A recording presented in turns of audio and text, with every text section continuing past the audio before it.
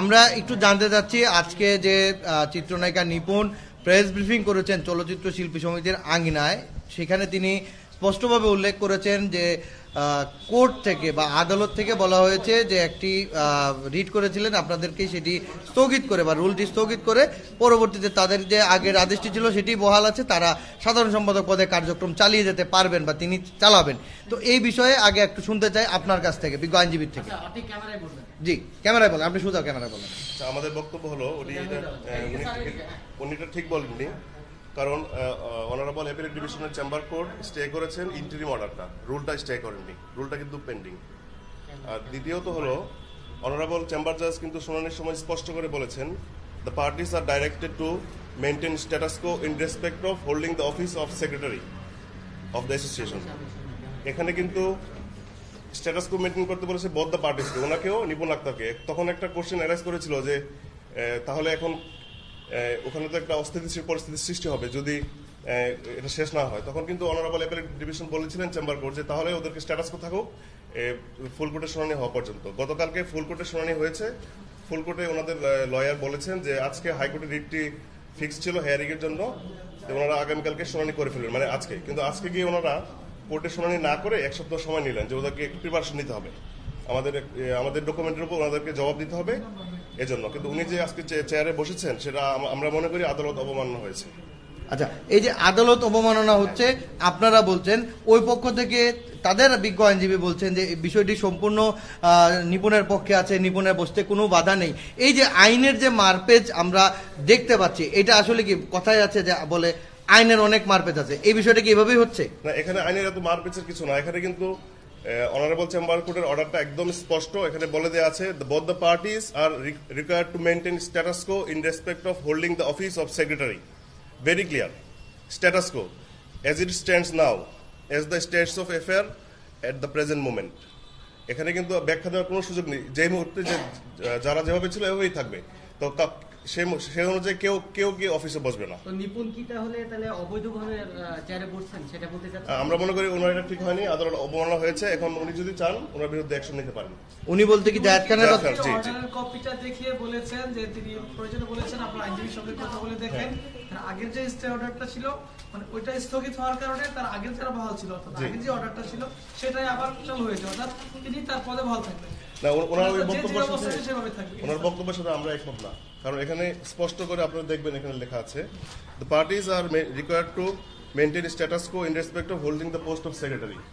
মানে এই সেক্রেটারি পদটা এভাবেই থাকবে, কেউ এখন বসার দরকার নেই। কারণ এটা পরের দিনে হাইকোর্টে ফিক্স ছিল আজকে শুনানির জন্য। ওই কন্টেম্পলেশনে অনারেবল অ্যাপিলেট ডিভিশন বলেছেন যে এই অর্ডারটাই থাকবে, কারণ কালকে রিট মামলাটা শুনানি হয়ে যাবে। কিন্তু আজকে আর শুনানি হয়নি, ওনারা সময় নিয়েছেন, সময় নিয়ে ওনারা আসলে আজকে গিয়ে অফিসে বসে এটা আসলে আদালতের প্রতি এক ধরনের অবমাননা।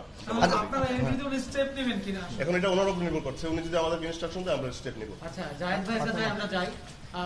নিপুণ আপা আজকে সংবাদ সম্মেলন করলেন, যেটা আপনি হয়তো বা দেখেছেন, যেটা আমরা বলছি যে সে একটা পেপার আমাদেরকে দিয়েছেন, আদালত কর্তৃক সে পেয়েছেন, সেটাই বললেন।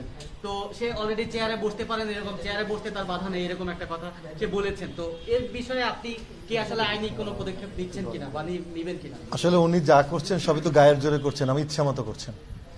আমি আজকে একটা থেকে অবাক হলাম, যাদের নিয়ে এত কথা, হোসেন সাহেব এবং সোহান সাহেব দুজনে কিন্তু দুই পাশে বসা তার আজকে অনুষ্ঠান দেখছেন। তার মানে ওনাকে যে ঘোষণা করা সব কিন্তু পূর্ব পরিকল্পিত। আমি তো শিল্পীদের ভোটে নির্বাচিত, একদম শিল্পীদের ভোটে পরিচ্ছন্নভাবে নির্বাচিত সাধারণ সম্পাদক, এতে কোনো ভুল নাই। ঘোষণাও করা আমি, সেটাকে প্রশ্নবিদ্ধ করে নিজের একটা উদ্দেশ্য প্রণোদিতভাবে চিঠি এনে আপিল নিষ্পত্তি হয়ে গেল, রায় মেনে নিয়ে আবার তার নির্বাচনী ফলাফল ঘোষণার পরে এসে করা, জানেন পুরোটা অবৈধ প্রক্রিয়া হচ্ছে বা করেছে, পুরো এটা নজির বাংলাদেশে কোথাও নেই। তো এটা আদালতে বিচারাধীন, আদালতে বিচারাধীন। এবং আমার বিজ্ঞ আইনজীবী যেটা বললেন, এবং আপনারা জানেন এখানে সিনিয়র আইনজীবীর আরো দুজন জড়িত, নাহিদ সুলতানা জ্যোতি, ইউসুফ হোসেন হুমায়ুন, আহসানুল করিম। যখন চেম্বার কোর্টে মামলাটা হয় তখন কিন্তু আমি উপস্থিত সে কোর্টে, স্পষ্ট বলেছে কোনো ঝামেলা করা যাবে না। জাজ বলেছে স্ট্যাটাস কিউ থাকবে। যদি স্ট্যাটাস কিউ না দিত তাহলে তো শুধু স্টে থাকতো, তাইলে উনি হয়তো বসার একটা চান্স থাকতো, যদি আমি ভুল না করি। আমার ব্যারিস্টার সাহেব ভালো বলতে পারবেন। স্ট্যাটাস কিউর মানে হচ্ছে কেউ এখানে যেতে পারে, উনি বলেছে যে একদম এখানে কেউ যাবে না, এই চেয়ারটা শূন্য থাকবে। আজকে গতকালকে ফুল কোর্ট প্রধান বিচারপতি বলেছেন যেহেতু আমি আর কিছু দিলাম না, যেহেতু আজকে মামলাটা ফিক্সড আছে, শুনানি করে ফেলেন। আজকে ওনারা খুব রিকোয়েস্ট করে, ওনারা আইনজীবীরা গিয়ে সময় নিলেন, এখানে একটা উদ্দেশ্য, ওনারা কিন্তু শুনানি করলেন না। আপনারা এই নিউজটা কিন্তু কোথাও কেউ করেননি, আমি দেখেছি। আপনারা বলেছেন আপিলের শুনানি পিছিয়েছে, কেন পিছিয়ে? আমরা কিন্তু প্রস্তুত। ওনারা এটাকে অনেক রিকোয়েস্ট করে, আমাদের প্রস্তুতি নেই এই নেই করে ওনারা এক সপ্তাহ সময় নিলেন, নিয়ে আজকে এই কাজটা করলেন। তার মানে উদ্দেশ্য প্রণোদিত। এবং কি আছে এই চেয়ারের মধ্যে, এত কেন আইন ভাঙতে হবে, কেন এই চেয়ারটা দখল করতে হবে, কেন এই চেয়ারের মধ্যে যেতে হবে? আমি যখন হাইকোর্টে অর্ডারটা পেলাম, কই আমি তো দৌড়ে গিয়ে চেয়ারে বসিনি, এটা সুন্দর সমাধান হোক। যেটা হচ্ছে সেটাও তো আমার বিরুদ্ধে অন্যায়, ইনজাস্টিস হচ্ছে। আমি তো নির্বাচিত প্রতিনিধি। কি করছে আমার সহকর্মী? একবার গিয়ে একদিনের জন্য দখল, মানে চেয়ার নিয়ে মানে একটা আছে না জমি জমা দখল করার মতো অবস্থা। খুব লজ্জা লাগছে, বাইরে বেরোতে পারি না, মানুষ খুব হাসছে আমাদেরকে নিয়ে। আজকের বিষয়টা দেখেন, একদম আমি তো আইন কম বুঝি, তারপর বিজ্ঞ আদালত যেটা বলেছে বা আমি ছিলাম, স্পষ্ট বলে দিয়েছে the both party are directed to requested the maintain the status quo, মানে বোথ পার্টি তোমার স্ট্যাটাস কো মেনটেন করতে হবে, এই পদটি শূন্য থাকবে till disposal of the rule, মানে এই শুনানিটা সম্পূর্ণ না হওয়া পর্যন্ত এই সেম থাকবে। আবার দেখেন কি করেছে, বলতেছে কোর্টের কাগজ, এটা কিন্তু কোর্টের কাগজ না, তার অ্যাডভোকেট দিয়ে লেখাই নিয়ে আসছে, এটা কিন্তু কোর্টের কাগজ না, কোর্টের কাগজ কিন্তু আলাদা। কি ব্যাখ্যা দিচ্ছে দেখেন, আমার যিনি কেশিয়ার নির্বাচিত হয়েছেন জাদু আজাদ, তিনি আমার সমস্ত শিল্পীদেরকে ফোন দিচ্ছেন, যারা আমার সাথে যারা প্যানেলে নির্বাচিত হয়েছেন, লাইক সুচরিতা আপা, আলিরা, সবাইকে বলছে আমরা কোর্টে কালকে শপথ, আমরা চলে আসেন। তো তারা প্রশ্ন করছে শপথ তাহলে সেক্রেটারিকে, বলে সেক্রেটারি তো নিপুণ, আজকে কোর্ট থেকে কাগজ আসছে। এই যে মিথ্যা তথ্য দেওয়া হচ্ছে, কোর্টকে ভায়োলেন্স করা হচ্ছে, কোর্টকে অবমাননা হচ্ছে, এটা কিন্তু আরেকটা অন্যায়। একটু অপেক্ষা করলে কি হয়, 22 তারিখ বা মঙ্গলবার পর্যন্ত একটা সমাধান আসবে, নিশ্চয়ই তো দিবে সর্বোচ্চ আদালত, আমরা ন্যায় বিচার প্রত্যাশী। আমি তো অবাক হচ্ছি যে আমার সাথে এগুলো কেন হচ্ছে। আমার চেয়ারে বসার কথা, আমি যাচ্ছি না, যেহেতু আমি ভোটে নির্বাচিত, 21 জনের মধ্যে আমার চেয়ারটা নিয়ে ঝামেলা হলো। সবার মতো আমি তো নির্বাচিত, মিশাবাই তো কিছু বলছে না। তো এই যে ওনার, আমার এই সহকর্মীর এই ধরনের মানসিকতা, এটা সমস্ত বাংলাদেশের মানুষের কাছে, আমাদেরকে সারা পৃথিবীতে আমাদেরকে প্রচন্ড লজ্জা দিচ্ছে। আমি প্রচন্ড পরিমাণে ব্যথিত এবং প্রচন্ড পরিমাণে লজ্জিত এই অবস্থা। নির্বাচিত হওয়ার পরেও এই ধরনের মানসিকতা কেন আসবে? যে আপিল বোর্ডের অস্তিত্ব ছিল না 29 তারিখের পরে, 1 তারিখের চিঠি নিজেরা তৈরি করে নিজেরা পাঠিয়ে এই যে কাজগুলো দেখেন, আপিল বোর্ডের যে 2 জন তার পাশে কিন্তু বসা, তার মানে এটা কিন্তু আগের থেকে পুরো পরিকল্পিত ভাবে এই জিনিসটা করেছে। আপনি এখন কি পদক্ষেপ নিতে চাচ্ছেন, যেহেতু আজকে সংবাদ সম্মেলন করে সে চেয়ারে বসতে চাচ্ছে? বা আমি তো আমার এখন আমার যে লয়ার আছেন এবং আমার সিনিয়র যারা আছেন, সিনিয়র লয়ার, তার সাথে কথা বলে আমি অবশ্যই ব্যবস্থা নিব। আমি তো জানতামও না বিষয়টা, আমি অনেক দূরে ছিলাম। আপনাদের সংবাদটা জানার পরে আমি এসে, আমার আইনজীবী সব আপনাদেরকে ক্লিয়ার করে দিয়েছেন, যে স্পষ্ট করে বলা আছে, ওনার আইনজীবী শুধু নিজে লিখে, এই লেখাটা তো উনি আগেও দিতে পারতেন, কেন দিলেন না?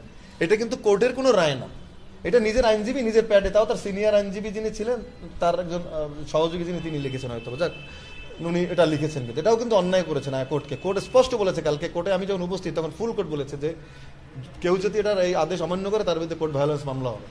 জাহিদ ভাই, বিষয়টা হলো ওনারা বলছে 22 তারিখ পর্যন্ত নিপুণ সাধারণ সম্পাদক পদে চলছে। এতো নিজে আইনি প্রক্রিয়া কি? এটা উনি বলবেন, জি জি বলুন আবার। 22 তারিখ পর্যন্ত নিপুণ হচ্ছে সাধারণ সম্পাদক, ওনারা কি কাকে দাবি করছেন? আমরা একবারই প্রশ্নটা করি, আপনার কাছে আমি দেখেছি একটা কপি আছে কাগজে, যেটা নিপুণ আক্তার দিয়েছে, সেটা শেষ পদে উল্লেখ করা আছে নিপুণ আক্তারই ইলেক্টেড ওই পদের জন্য। এই বিষয়টা একটু আপনি ওই কাগজের ভিত্তিতে আপনি একটু না, এখানে বলেছে she has been declared as the elected secretary. তো ওনাকে যে তথাকথিত অ্যাপিল বোর্ড ডিক্লেয়ার করেছেন, সেটা তো রুল পেন্ডিং আছে। এই কাগজটার ভিত্তি কি তাহলে? এটা আমরা এটার সাথে একমত পোষণ করছি না, এই কাগজের কোনো ভিত্তি নেই, এটা আমরা একমত পোষণ করছি না, কারণ ওনাকে কেউ ডিক্লেয়ার করেনি এখনো। কেন পোষণ করছে না সেটা একটু স্পষ্ট করুন। কারণ ওনাকে অ্যাপিল বোর্ড সঠিকভাবে সিদ্ধান্ত দিয়েছে কিনা, ওনাকে সেক্রেটারি ঘোষণা করেছেন কিনা, এই ব্যাপারটা আদালতে এখন বিচারাধীন। এই বিষয়ে ওনারা কিভাবে বলেন যে এটা এখন সে ডিক্লেয়ার্ড হয়ে গেছে? আদালতের অনলাইনে যেটা হচ্ছে এখন ভার্চুয়ালি হচ্ছে, তো সবগুলো অর্ডার অনলাইনে পাওয়া যায় এবং সেখান থেকে তারা নিয়েছে, তারা নিজেরা সৃজন করেনি। কিন্তু জাহিদ ভাই যেটা একদম স্পষ্ট অভিযোগ করলেন যে তারা আজকে যে আইনজীবী তারা সৃজন করেছে তার আইনজীবীর প্যাডে দিয়েছে, কিন্তু নিপুণ বলেছে এই অর্ডারটা টোটালি একদম কোর্ট থেকে এসেছে এবং তারা অনলাইন থেকে তারা নিয়েছে। না কোর্টের অর্ডার না, এটা ওনাদের একটা প্যাডে একটা সার্টিফিকেট, কোর্টের অর্ডার। এখন যে অর্ডারটা এসেছে নিশ্চয়ই আপনিও পেয়েছেন, আপনারা কোর্টে ছিলেন, আমরা গণমাধ্যম কর্মীরা সেভাবে সুযোগ হয়নি থাকার জন্য। তো আপনি বলবেন আসলে কি হয়েছে, এবং তারা যে অভিযোগটা করছে পাল্টাপাল্টি হয়ে যাচ্ছে। তারা বলছে কোর্টের অর্ডার জাহিদ ভাই কিংবা আপনারা অভিযোগ করছেন সৃজন করেছে, তো সেটা তো স্পষ্ট একটা ক্রাইম। না, কোর্টের অর্ডার সৃজন করেনি, ওনারা হয়তো ভুল ব্যাখ্যা দিচ্ছেন। আচ্ছা, কারণ একজন আইনজীবী হিসেবে যখন একজন উনিও একজন ব্যারিস্টার, আপনিও একজন বিজ্ঞ ব্যারিস্টার, আপনারা দুজনেই ব্যারিস্টার, একজন ব্যারিস্টার বা উনিও যেহেতু একজন ব্যারিস্টার, তো সেই ক্ষেত্রে এই ব্যাখ্যাটা এই যে অবস্থায় আছে, একবার আপনাদের পক্ষ থেকে আমরা যেটা শুনছি আপনারা বলছেন যে স্ট্যাটাসকে মেইনটেইন করতে হবে, সেখান থেকে ওই যিনি ব্যারিস্টার আছেন উনি বলছেন যে নিপুণ আক্তার এই জয়ী সাধারণ সম্পাদক, এই বিষয়টাকে আপনি কিভাবে খণ্ডন করবেন? স্ট্যাটাস কো মেনটেন করতে হবে, সে অর্ডারটা কিন্তু এখনো বলবৎ আছে। আর একটা জিনিস আপনাদেরকে বলে রাখি, হাইকোর্ট যখন 7 তারিখ অর্ডার দিলেন, অনারেবল হাইকোর্ট যে ওনাকে ডাইরেকশন দিলেন যে কেউ যেন ওনার যে সেক্রেটারি ওনার অফিসের দায়িত্ব পালন করতে কেউ যেন বাধা প্রদান না করে, তারপরে 2 দিন কিন্তু উনি যাননি, কারণ ওনারা যেহেতু অনারেবল অ্যাপিলেট ডিভিশনে অ্যাপিল করেছেন, উনি সম্মান দেখে আর যাননি। এখানে তো এত ব্যাখ্যা দেওয়ার কোনো সুযোগ নেই, কারণ কোর্টে এটা এখন বিচারাধীন যে আসলে ট্রাইব্যুনালের যে সিদ্ধান্তটা ছিল সেটা কতটুকু আইনি অথবা বেআইনি, সেটা এখন ডিক্লারেশন দিয়ে যে সে 22 তারিখ পর্যন্ত উনি সভাপতি বা সাধারণ সম্পাদক, এটা ঠিক হয়নি। তাহলে নিপুণ কি আসলে চাচ্ছেন নিপুণ যে সে বসেছে যে কোর্ট অবমাননা করেছে? যে আমরা মনে করি এটা আদালত অবমাননা। এখন সেই ক্ষেত্রে আইনি কোনো পদক্ষেপ নিতে এটা উনি যদি মনে করেন উনি স্টেপ নিয়ে দিয়েছেন, আমরা নেব। সেটাই তো আমি বলবো যে আমি এখন আমার বিজ্ঞ লয়ারের সাথে আলাপ করে আমি নোটিশ করবো তাকে। উনি মাত্র এসেছেন, আমি তো মাত্র এসেছি, আপনাদের দেখলেনি, আপনাদের সামনে থেকে মাত্র আসছি। বাট স্টেট এটা আদালত অবমাননা, কারণ স্টেট আদালত বলেছে বোথ পার্টি এই পট্টেই শূন্য থাকবে till the disposal of the rules. এই রুলসটা এখনো কিন্তু পেন্ডিং। আমার বিজ্ঞ ব্যারিস্টার সাহেব যেটা বললেন কিন্তু যে রুল কিন্তু পেন্ডিং, এখনো কাউকে ওনারা ঘোষণা করেনি। ওনার লয়ার ওনার মতো করে উনি লিখে ঘোষণা দিয়েছেন নিজের মতো করে, এই ঘোষণাটা কিন্তু উনি দেননি। তো যার কারণে এইটা এখনো পেন্ডিং রুল। আমি আপনাকে বললাম না, ব্যাখ্যা বিভিন্নভাবে দিচ্ছে। আমার কেশিয়ার বিভিন্ন জায়গায় শিল্পীদেরকে ফোন করে বলতেছে যে কোর্টের রায় নিয়ে আসে, এটা তো কোর্টের রায় না। এবং দেখেন আজকে কিন্তু ওনারা সময় নিয়েছেন, ওনারা কিন্তু শুনানিও করেননি। আজকে আমরা প্রস্তুতি নিয়ে গিয়েছিলাম, ওনার যিনি সম্মানিত ওনার আইনজীবী, উনি অনেক রিকোয়েস্ট করেছেন কোর্টকে করে, উনি রায় কিন্তু 1 সপ্তাহ সময় নিয়েছেন, আমরা নেই কিন্তু কোর্ট দেয়নি। শিল্পী সমিতির কল্যাণে আপনি তো দীর্ঘ 4 বছর 2 টার্ম শিল্পী সমিতির সাধারণ সম্পাদক পদে ছিলেন, এই যে নির্বাচন হয়ে গেল, শিল্পী সমিতিটা কিভাবে চলবে? আপনারা শিল্পী সমিতির কল্যাণে আলটিমেটলি এই জিনিসটা সমাধানে নিজেরা আলোচনা করে আসবেন কিনা, নাকি এটা আসলে কোর্টের উপরে ছেড়ে দিচ্ছেন? ভাই, যেহেতু একটা জিনিস কোর্টে চলে গিয়েছে, সেটা যদি একদম সর্বোচ্চ আদালতে গেছে, সেইটার সুরাহা তো কোর্ট থেকে না আসে এটা মাঠে কেউ করতে পারবে না। বেসিক্যালি এটা যতই আপনারা বলেন এটা মিথ্যে বলা হবে, বিকজ আইনের প্রতি শ্রদ্ধাশীল। এটা অনিয়ম হয়েছে, আপনারা এটা তো কেউ সবাই স্বীকার করবেন গণমাধ্যম, যে একটা পরিচ্ছন্ন নির্বাচন হয়েছে। আমি শিল্পীদের ভোটে, সাধারণ শিল্পীদের ভোটে পরিচ্ছন্নভাবে নির্বাচিত হয়েছি, আপিলে জিতেছি, চূড়ান্ত ফলাফলেও আমি জিতেছি। আমি নির্বাচিত প্রতিনিধি, এতে কোনো ভুল নাই।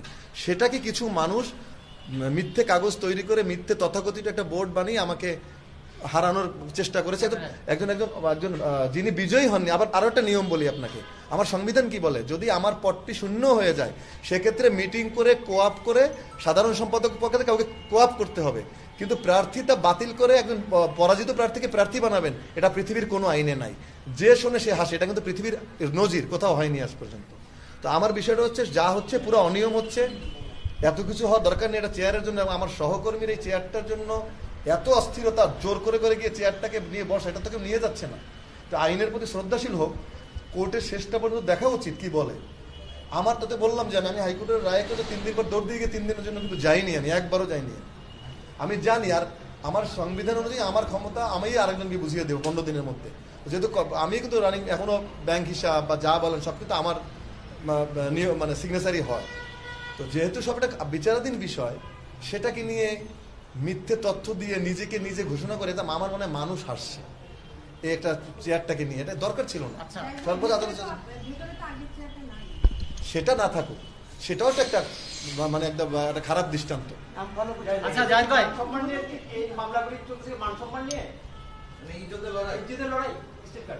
ইজ্জতের লড়াই কিনা বলবো না, আমি তো আমার অধিকার এবং আমার সত্যের লড়াই লড়ছি। আমি নির্বাচিত, আমি যদি নির্বাচিত না হতাম এই কাজটি আমি জীবনেও করতাম। জাহিদ ভাই, সেটা হলো আমরা ইতিমধ্যেই জানতে পেরেছি যে রোজিনা আপা পদত্যাগপত্র জমা দিয়েছেন কাঞ্চন ভাইয়ের কাছে, কাঞ্চন ভাইও স্বীকার করেছেন, রুবেল ভাইও দেবেন বলে একটা ঘোষণা আছে।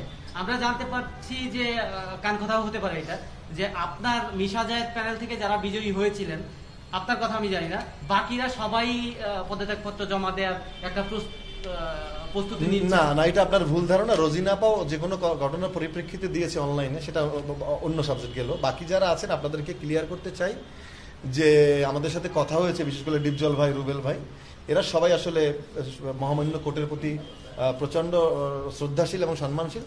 তারা এটাকে দেখবেন, তারপরে সবাই মিলে একটা সিদ্ধান্ত নেবেন। কোর্ট যদি সিদ্ধান্ত দেয়, ধরেই নিচ্ছি যে আপনার বিপক্ষে যদি যায়, আপনার বিপক্ষে গেলে কি তারা থাকবেন কমিটিতে? সেটা তো তাদের সিনিয়র মানুষ, কেউ কি আমার কথা চলে, আমার তা খায়? সবাই একজন সিনিয়র মানুষ, অনেক বড় বড় মানুষ একজন। রুবেল ভাই, ডিপজল ভাই কি আমার কথা চলবে ফিরবে? তারা তাদের সিদ্ধান্ত তারা নেবেন। তারা বলছে আমরা দেখতেছি, জাস্ট শিল্পীরা সব স্বাধীন, ও সব আমার কিংবদন্তি, সুচরিতা বলেন, মৌসুমী আপা বলেন, আমাদের আলিরাজ বলেন, রুবেল, বললাম তো পিলার এক একজন। অনেকেই অভিযোগ করছেন যে জায়েদ খানের চেয়ারটা নিয়ে যেহেতু এত তারা টানা হেঁচড়া শুরু হয়েছে, যার কারণে ক্ষোভে জিদে তারা এই সিদ্ধান্ত নিচ্ছে না বলে, এটা আসলে না, একটা জিনিস তো সত্যি, নোংরামি হচ্ছে। এটা নির্বাচিত হওয়ার পর এ ধরনের ইতিহাস নজির শিল্পী সমিতির ইতিহাসে নাই। আপনারা তো বলা উচিত, আপনারা গণমাধ্যম কর্মীরা সারাদিন ব্যাপী ছিলেন, আমরা তো নির্বাচিত মানুষের চেয়ার নিয়ে তাকে মানে 2বার রেজাল্ট হয়েছে। 2বার রেজাল্টের পরে আমি এবং তার সামনে ব্যালট পরীক্ষা নিরীক্ষা করার পরে সিগনেচার করে মেনে নিয়ে গেলেন। তারপর যা হচ্ছে যে একটা পেশি শক্তির মাধ্যমে একটা চেয়ার দখলের চেষ্টা, এইটার কারণে আসলে সবাই বিরক্ত। আচ্ছা, আজকে নিপুণ আক্তার একটা অভিযোগ করেছেন, যে অভিযোগটা ছিল তাকে নাকি অজ্ঞাতনামা কিছু লোক হুমকি দিয়েছেন বনানীতে, এবং তিনি সেই বিরুদ্ধে মামলাও করেছেন, জিডি করেছেন বনানী থানায়। সেই যে বিষয়টা, মানে ওনারা কিন্তু পক্ষান্তরে একটা পক্ষকেই আসলে দায়ী করছেন, সেটা তো অবশ্যই আপনি মনে করতে মানে বলতেই পারে সেটা আপনার উদ্দেশ্য করে। এটা ওনার ব্যক্তিগত ব্যাপার, দেশে আইন শৃঙ্খলা বাহিনী আছেন, তারা তদন্ত করে দেখবেন, এটা নিয়ে কত কমেন্ট করবো না। যেহেতু নিপুণ আপার ওই প্রশ্নের সূত্র ধরে আরেকটা প্রশ্ন করি, আপনি গত 2 দিন আগে বা 3 দিন আগে মানববন্ধন হয়েছে আপনাকে নিয়ে জাতীয় প্রেস ক্লাবে, আপনার এলাকার লোকজন এসে আপনি অভিযোগ করেছেন যে তাদেরকে গাড়ি ভাড়া দিয়ে এনে মানববন্ধন করানো হচ্ছে আসলে একটা কৃত্রিম ভাবে আপনার বিরুদ্ধে। তো নিপুণ আপাও কিন্তু এই ধরনের কথাই আজকে বললেন। তো আপনারা আসলে আপনি একটু ক্লিয়ার করবেন যে আপনার প্রতিদ্বন্দ্বী বা আপনি কাকে টার্গেট করে এইগুলা বললেন যে গাড়ি ভাড়া দিয়ে? কারোটা সত্য, কারোটা মিথ্যা। বিকজ একটা জিনিসটা আপনার বুঝতে হবে, আমার পিরোজপুর থেকে একটা মানুষকে নিয়ে এসে এখানে যারা শিল্পীদের সহযোগী মেম্বারদের তাদের সাথে সম্পর্কটা থাকবে কেন? আমি আপনার কাছে প্রশ্ন ছেড়ে দিলাম। যদি পিরোজপুরেরটাই হয় তাহলে উনি একা থাকবে বা পিরোজপুরের লোকজন সাথে থাকবে, তার পাশে আমার এফডিসির লোকজন কেন থাকবে? আপনাকে প্রশ্নটা আমি ছুড়ে দিলাম, কেন থাকবে? আর সেটাই রায়ের দিন কেন? 5 বছর পরে এসে রায়ের দিনে কেন? ওই দিন কিন্তু ভুল করে রায়ের কথা ছিল, ওই দিন কেন থাকবে? আমি প্রশ্নটা আপনাদের উপরে ছেড়ে দিলাম। সবকিছু আপনাকে বলেছিলাম আপনাদেরকে যে আমি এই জন্য কিন্তু সাধারণ ডায়েরিও করে রেখেছি একটা শিল্পাঞ্চলে, যে এরকম ষড়যন্ত্র আমাকে নিয়ে আরো হবে, কারণ সেটা ওই মার্ডার কেসের আসামি দিয়ে তো শুরু হয়েছে, থেমেনি। কিন্তু আমার জনপ্রিয়তাকে, আমার জেতাটাকে তারা ভালোভাবে নিতে পারছে না, কারণ নাম বলবো না, একটা গ্রুপ সেটা ঈর্ষান্বিত এই কাজগুলো করছে। জায়েদ খানকে এটা করা, মানে ইউটিউবে দেখেন আপনি, ইউটিউবে যাকে তাকে দিয়ে গালিগালাজ করাচ্ছে, যাকে তাকে দিয়ে মিথ্যে তথ্য দিচ্ছে। একটা প্রোডাকশন ছেলেকে দিয়ে বলতেছে আমার কাছে 4000 টাকা পায়, অথচ ছেলেটাকে আমি মানে 2 দিন চা খাওয়াতে দেখছি, 4000 টাকা আমি দেওয়া মানে আটকায় রাখার লোক। এই যে জিনিসগুলো তো মানুষ হাসাচ্ছে একটা চেয়ারের জন্য, আসলে কিন্তু একটা চেয়ার। সিনিয়র কারোর সাথে কি আপনার কথা হয়েছে যারা আমি সোহেল রানা সাহেবের সাথে কথা বলেছি।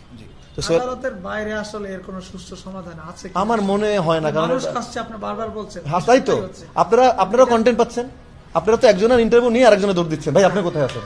আপনারা তো ভালো কন্টেন্ট পাচ্ছেন, আমি দেখতেছি তো। আপনারা একজনের ইন্টারভিউ নিয়ে আবার আরেকজনকে ফোন দিচ্ছেন, এটা আমি খারাপ করতে বলি নাই। লাগবে তো আজকে যদি আমি আমার এটা ক্লিয়ার করে না দিতে পারতাম তাহলে তো একতরফা হয়ে যেত। আমার ব্যারিস্টার যদি ক্লিয়ার না করতো, আপনাদেরকে আমি সাধুবাদ জানাই, আপনারা এটাকে সুন্দর করে ক্লিয়ার করছেন। আমাদের কিন্তু পরিশ্রম বাড়ছে কিছু, অবশ্যই পরে ইস্যু তো দেখি একটাই, টিভি খুললে আর কোনো ইস্যু তো দেখিনি, একটাই জাতীয় মানে শিল্পী বক্তব্য দিচ্ছেন, সেহেতু একজনেরটা শুনলে আরেকজনের না, যেতে আমরা বাধ্য হচ্ছি। আমার ঘটনা হলো কি, এইটা কোর্টের উপরে ছেড়ে দিয়ে এটা চুপচাপ করে থাকা উচিত। সিনিয়ররা কি বলছে যে আসলে তারা এই বিষয়ে? না, সিনিয়ররাও কথা বলছে যে এটা তো আমাদের কথা কেউ শুনবেন, এটা যেহেতু আদালতে গেছে, সর্বোচ্চ আদালতে, ওখান থেকে সমাধান হোক, আদালতের ন্যায় বিচার করবে। ভাই আমি তো মনে করি যে আমি তো আশাবাদীর বড় কথা না, আমি তো নির্বাচিত, একটা নির্বাচিত প্রতিনিধিকে আপনি কিভাবে সরান? আচ্ছা জাদ ভাই, একটু যদি জানতে চাই যে চলচ্চিত্র শিল্পী সমিতির এই নির্বাচনকে ঘিরে চলচ্চিত্র সংশ্লিষ্ট সংগঠনগুলো বিভিন্নভাবে ভাগ হয়েছে। পরবর্তীতে বর্তমানে চলচ্চিত্র শিল্পী সমিতির এই নির্বাচনকে কেন্দ্র করে অনেকেই কানাঘোষা করছেন যে আপনাকে চলচ্চিত্রের স্বার্থে তারা বিভিন্ন সময় তাদের এই জায়গাতে কাজের সাথে সম্পৃক্ত করবেন না, আপনাকে তারা রাখবেন না। এই বিষয়টা কি আপনি জানতে পেরেছেন? ভাইয়া এটা তো ছিল ওনাদের ব্যাপার, যারা ওই সংগঠনের কথা বলে দেখবেন 18টা সংগঠন যে কি আমি গুনে কিন্তু পাই না, আমি নিজেই জানি না যে 18টা সংগঠন আসলে কি। আপনারা কখনো প্রশ্ন করেন না যে আপনার 18টা সংগঠনের লিস্ট কি? তা আমার সবার প্রতি শ্রদ্ধা, সবাই আমার কলিগ, সবাই আমার ফ্যামিলি, এদের বিপদে আপদে তো আমি পাশে ছিলাম। একটা নির্বাচনকে কেন্দ্র করে তাদেরও এই শিল্পী সমিতিকে পাশে, শিল্পী সমিতির মধ্যে বিভেদটা সৃষ্টি করার জন্য আসা ঠিক না। এটা যার যার সংগঠনের নিজস্ব ব্যাপার, আমি বলি আগে, এটা যার যার সংগঠনের নিজস্ব ব্যাপার। পরিচালক সমিতির কি হবে সেটা পরিচালক সমিতির, শিল্পী সমিতির কি হবে সেটা শিল্পী সমিতির নিজস্ব। আপনি দেখেন অন্যান্য সংগঠনগুলো যখন আমাদের সংগঠন নিয়ে এসে কথা বলতে যায় তখন কিন্তু এই অনেকগুলো জিনিস সৃষ্টি হয়। তারপর এরা আমার কলিগ, আমাদের সিনিয়র, পরিচালক সমিতি বলেন, প্রজেক্ট সমিতি তো এখন নাই, প্রজেক্ট সমিতি আপনারা জানেন প্রশাসক, প্রজেক্ট সমিতিতে কিন্তু জানা কোনোই নাই, নেতৃত্ব নাই, এটা কিন্তু পুরা প্রশাসক চালায়। তো সেখানেই প্রথমেই কিন্তু একজন নেতৃত্ব নাই প্রশাসকের হাতে। আর পরিচালকরা আমাদের বাবার মতো আমি সবসময় মনে করি, অন্যান্য ক্যামেরাম্যান আছে যারা আছে তাদেরকে আমরা শ্রদ্ধা করি, তারা তাদেরকে নিয়ে আমরা, কিন্তু তাদের একজন কাউকে পক্ষ না করে সবাইকে নিয়ে একসঙ্গে বসা উচিত। তাদের যে কোনো ক্রাইসিসও তো আমরা পাশে থাকি। আমি জায়েদ খান তো তাদের দিয়েও তৈরি হয়েছি, তাদের সাথেও তৈরি হয়েছি, তাদের মাধ্যমে আমি জায়েদ খান হয়েছি। তো কিছু হলে এই সংগঠনের নাম দিয়ে তাদেরকে ব্যবহার করে একে বয়কট ওকে বয়কট, এই জিনিসটা থেকে বের হয়ে আসাটা উচিত। এই চেয়ারে কি অনেক টাকা? আমি তো খরচ করতে করতেই গেলাম, দুপুরে খাওয়াটা নিজের টাকায় খেয়েছি, হিসাব দেখলে বলতে পারবো। এটা কেন, এটা নিয়ে এত মানে এত খালি 21 জনের মধ্যে শুধু এইটা নিয়ে কেন এত চেষ্টা? ক্ষমতার প্রভাব আছে? ক্ষমতারও প্রভাব নাই। এখন যদি আপনি কেউ জোর করে কেউ আপনার সাথে গায়ে পাড়া দিয়ে লাগতে যায়, আপনি কি করবেন? আপনি তো নির্বাচিত হবেন, আপনার যদি জনপ্রিয়তা না থাকতো আপনি তো 3বার নির্বাচিত হতেন না। একটা মানুষকে একবার নির্বাচিত করে দেখতে পারে মানুষ, 3বার নির্বাচিত হওয়া কিন্তু is not matter of joke. শিল্পীদের ভালোবাসা আছে, নাহলে আমি কিভাবে নির্বাচিত হলাম? নির্বাচিত হয়েছি দেখেই তো অনেকে এখন জোর করে মানতে পারছে না যে নির্বাচিত হয়ে গেছে, এখন এটাকে আটকাও। This is the reality. আমি আগেও বলেছি যে আমার যদি আমার প্রতি কারো বিদ্বেষ থাকে, আমার প্রতি কোনো অভিযোগ থাকে, আমাকে ভোটের মাধ্যমে সেটা পরাজিত করেন। একটা যে কোনো প্রতিনিধিকে আপনাকে পরাজিত করার প্রধান মাধ্যম হচ্ছে ভোট, গণতান্ত্রিক অধিকার। আপনি ভোট দেন, তো আমাকে ভোট দেন তো আপনারা পাশ করালেন, আপিলে পাশ করালেন দুইবার, চূড়ান্ত তালিকা প্রার্থী ঘোষণা আনেন, তার 5 দিন পরে এসে এই ধরনের কার্যক্রম করে আমাদের শিল্পী সমিতির ইতিহাসে যেটা হয়নি সারা বাংলাদেশের মানুষের কাছে।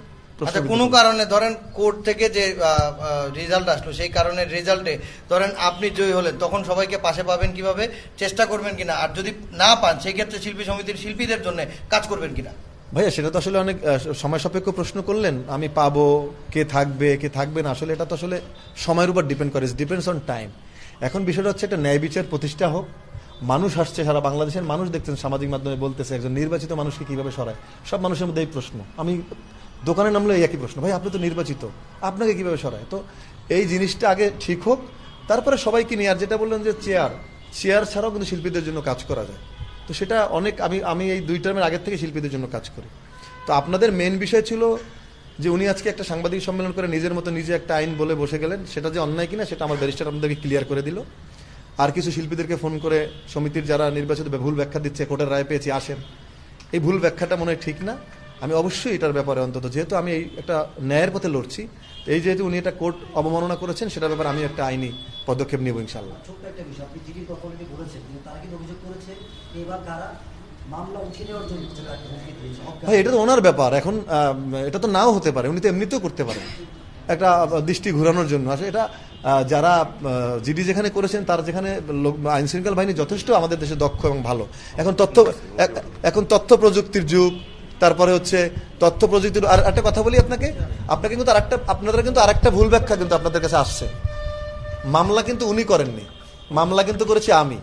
মামলা কিন্তু ওনার উঠানোর কিছু নাই, এই পয়েন্টটা কিন্তু যদি আপনারা নোট করেন কিন্তু খুশি হব। আমি ওনাকে পার্টি করছি, উনি এখন চাইলেও মামলা উঠালেও আমার মামলা, মানে এই মামলা কিন্তু এভাবেই চলবে। মামলার বাদী কিন্তু আমি, নোট ইট। তাকে কেউ মামলার উঠানোর জন্য বলেনি, পুরাটাই অসত্য কথা উনি যদি তথ্য দিয়ে থাকে। মানে মামলা কিন্তু আমি করেছি, অন্য কিন্তু মামলা উঠানোর কোনো সুযোগ নেই। এফডিসি স্টাডি রুম এটা তো বলতে পারবে আহমেদ শরীফ আর নায়ক রাজ্জাক বলতে পারবে। এই প্রশ্ন তো আমাকে করলে আমি পারবো না। আমি যেটা জেনে আসছি, 2 টার্ম ধরে ওইটাই আমার ঠিকানা দিয়ে ওইটাই। এর পিছনে কারা রেজিস্ট্রেশন করেছিলেন প্রথম, তারা বলতে পারবেন। আমার যত কাগজপত্র তো এই ঠিকানাতে আসে। Thank you.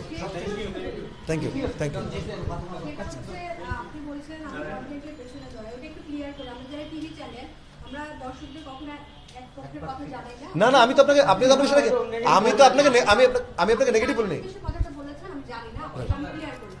আরেকটা হচ্ছে একটি দর্শক, অনেক দর্শক যেরকম আপনি বলছেন যে আপনার মধ্যে বলে যে আপনি জয়ী, সেরকম অনেকে আবার বলছেন যে তাদেরকে পুরো দেশের মানুষ চায় হচ্ছে আমি একটু জানতে চাই, অনেক দর্শক এই প্রশ্নটা করে আপনার সাথে কি নিপুণতার কোনো ব্যক্তিগত দ্বন্দ্ব আছে? কিছুই নাই, কিছুই নাই। আর আপনি যেটা দেশের মানুষের কথা বললেন, দেশের মানুষ কাকে চায় না চায় সেটা বড় কথা না, আপনার শিল্পীদের চাইতে হবে। পয়েন্ট রাখেন, আমাকে দুনিয়ার মানুষ খারাপ বলুক, আমি ভালো না এটা, কিন্তু শিল্পীরা কাকে ভোট দেয়, 500 শিল্পীর ম্যান্ডেট নিয়ে আমরা ভোটে নির্বাচিত হই।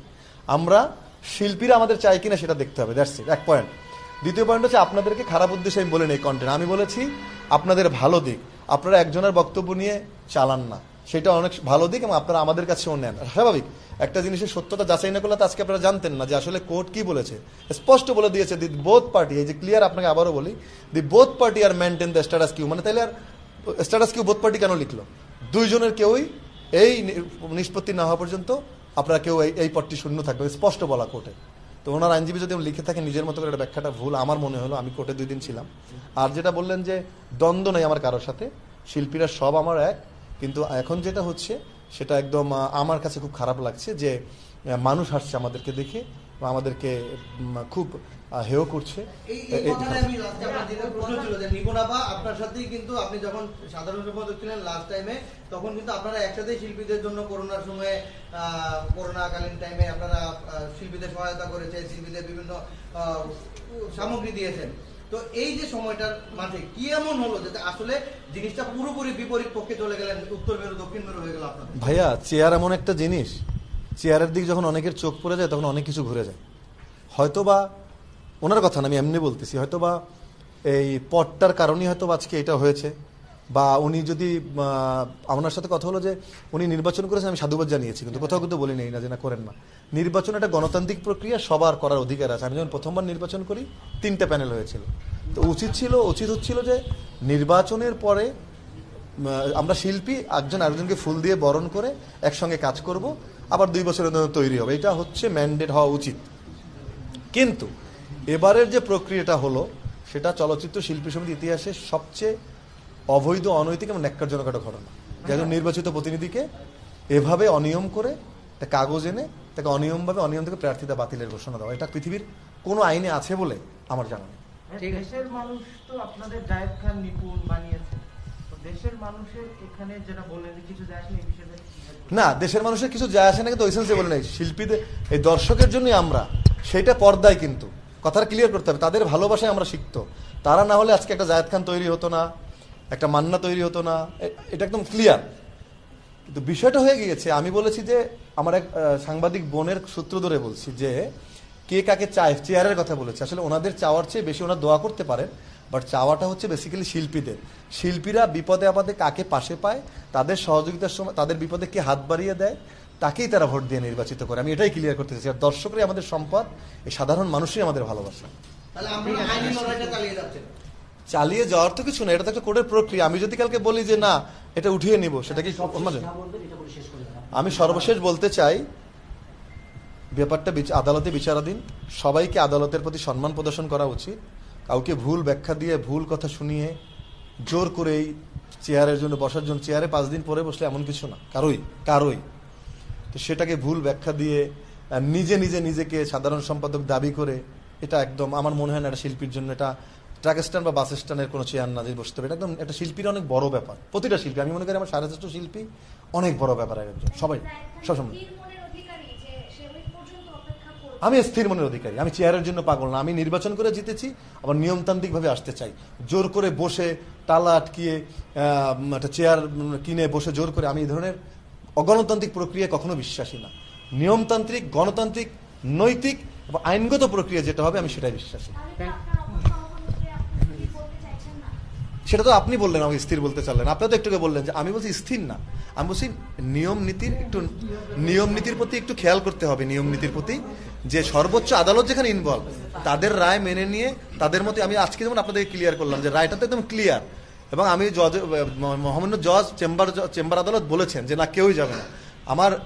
মানে আমার যখন বিজ্ঞ আইনজীবী বলেছিলেন যে মাই লর্ড যদি স্ট্যাটাস কিউ না হয় তাহলে তো ক্লিয়ার না হয় তাহলে দুই পক্ষের সাথে গিয়ে ঝামেলা হবে। অপ্রীতিকর ঘটনা ঘটবে। হ্যাঁ, এই শব্দটা বলেছেন কিন্তু চেম্বার জজকে যে অপ্রীতিকর ঘটনা বলবে, তখন চেম্বার জজ স্টেট বলেছে যে বোথ আর মেনটেন স্ট্যাটাস কিউ, কেউ যাবে না এই পদের কাছে, চেয়ারের কাছে কেউ যাবে না till the disposal of the sorry. আপনারা আদালতে উঠাবেন কিনা? আচ্ছা ভাই, থ্যাংক ইউ দিয়ে শেষ করছি। জাহিদ ভাই, আপনার ক্লিওপাট্রার বাজিগরটা দেখা যায় না। এখন সেটা তো আমার ব্যক্তিগত ছিল, এটা কিন্তু সমিতির টাকায় চলতো না, এটা আমি সৌন্দর্য মানে বর্ধনের জন্য করেছিলাম, সেটাও মানে না আমি ছেড়ে দিয়েছি। এটাও কিন্তু আমার দরকারে আমার কাছে পাঠিয়ে দেওয়া উচিত ছিল বা আমাকে জিজ্ঞেস করা উচিত ছিল যে এটা তো শিল্পীদের সমিতির না, এটা আমি রাখতাম যে যদি কখনো না থাকে এখানে নিজে নিয়ে যাবো, এটা তো নিয়ম হওয়া উচিত। আমার আরো কিছু জিনিসপত্র আছে ওখানে, তো এটি একটু ওয়েট করা উচিত ছিল, ছেড়ে দিতে হবে এই সেই, মানে একদম বিষয়টা হয়ে গেছে একদম চর দখলের মতো অবস্থা, সব জোর করে সব নিয়ে নিজে সব মানে চলে যাচ্ছে, সব নিয়ে নিতে হবে নিজের কাছে। এই মানসিকতা শিল্পীদের পরিহার করতে হবে। Thank you.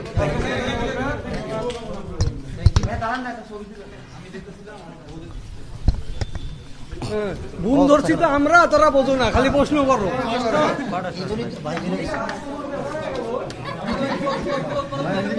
ছেড়ে দেন ভাই, ছেড়ে দেন।